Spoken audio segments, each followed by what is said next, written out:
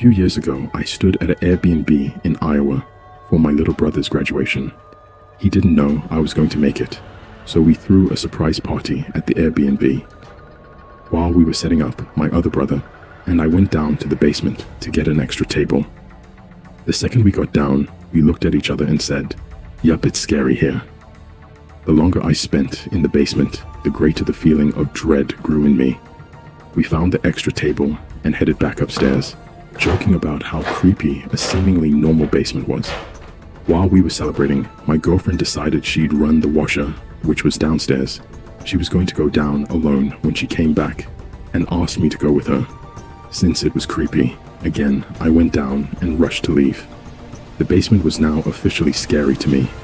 As the night started to settle, people got in their Ubers back to their hotels, and now it was just me and my girlfriend, unwinding after an afternoon of eating and drinking.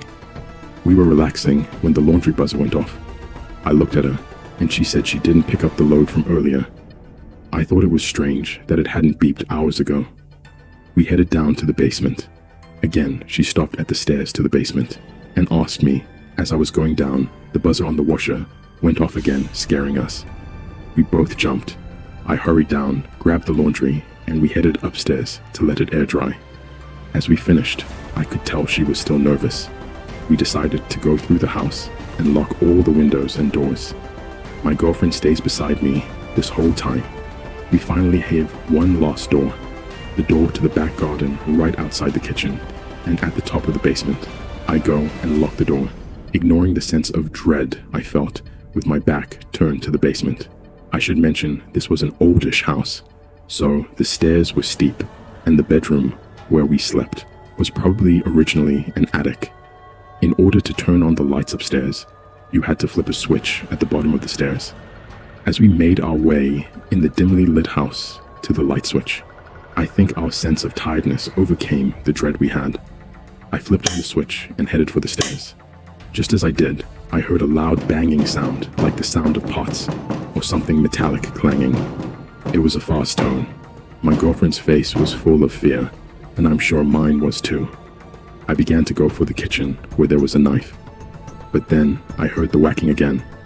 At the top of the stairs, I turned to look against the now illuminated attic and saw a ceiling fan turned onto its max setting and its mounting pole making the sound. I ran upstairs and turned off the fan, my girlfriend close behind me. We got ready for bed. I headed downstairs to turn off the light switch and went upstairs. I looked outside the window of the attic to check on my car out front. Everything was good. We began to fall asleep. It was a restless night, hot and stuffy. I had dreams of seeing a shadowy figure out on the lawn. I woke up the next morning tired.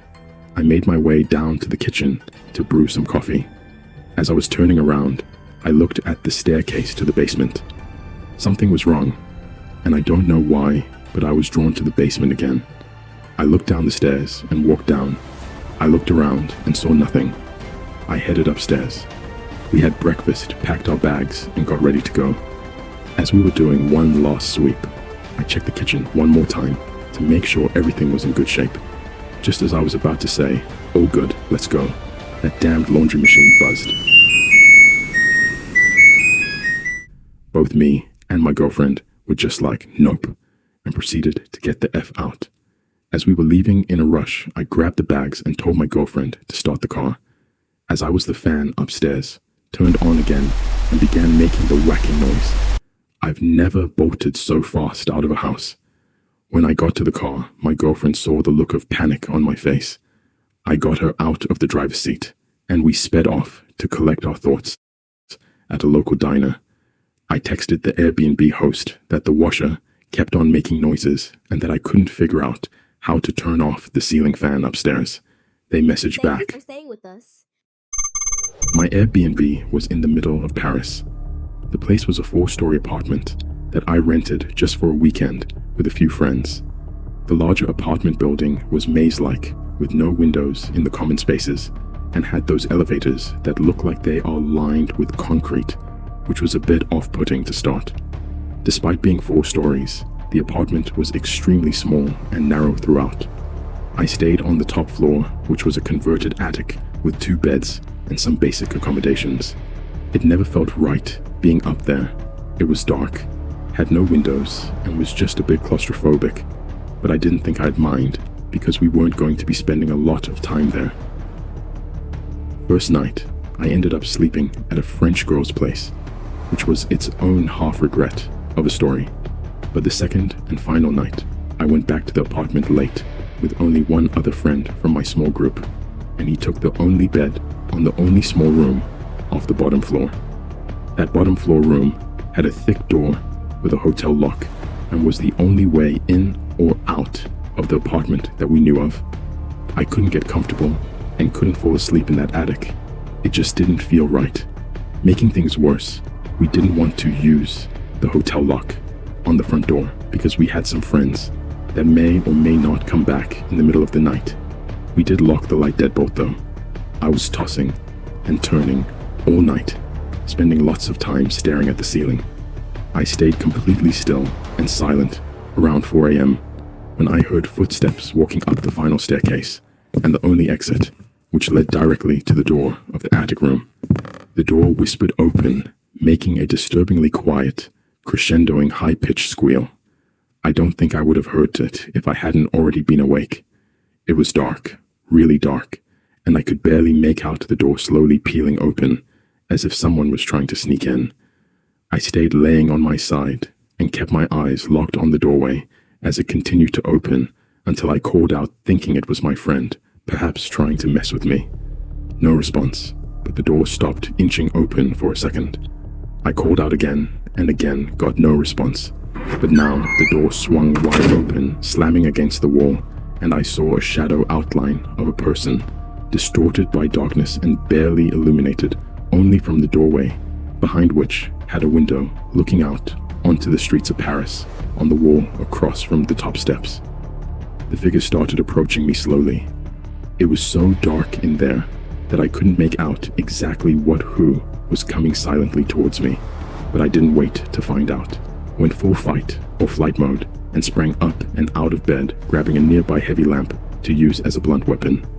My eyes must have been better adjusted to the dark than my evening guest, and I was able to keep my distance.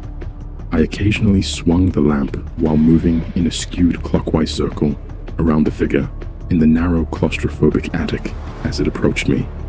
After what felt like a few minutes, but was probably a few seconds, I found myself with a clear path to the doorway and the subsequent staircase, so I threw the lamp at the intruder, breaking it with a shatter, and I flew down all 3 flights of stairs with so much energy I was lucky not to fall and hurt myself. I shook awake my one friend who made it back with me that night and said that crazy shit was going down upstairs. I looked back and the door to the apartment was wide open. I told him that I was fucking leaving right now and calling the cops and that he should join me. He did join me without a second thought. Both of us were in pajamas, and neither of us even grabbed our phones. We were trying to get out of there so quick. As we were fleeing the building, we ran into 2 of our other friends who got the Airbnb with us. As they were exiting the strange concrete elevators, being so drunk that their words were mostly slurred into an incoherent ramble, they basically said that we were just freaking out and that we should go back to the apartment with them. They also didn't want to call the cops. My soberish friend and I said we weren't going back and left the building. A few minutes later, my drunk friends texted us that the place was all clear, but we were assholes for leaving the door open and trashing the place. We did leave the door open, but we did not trash the place. I did totally break a lamp though. I spent the rest of the night at a McDonald's alone when my friend who was downstairs decided that he wanted to go back to get some rest before the flight. I didn't go back to the Airbnb the next morning until after sunrise. I got my stuff as quickly as I could and got the fuck out of there. To this day, nobody believes me, but I am 100% confident that somebody broke into our Airbnb that night.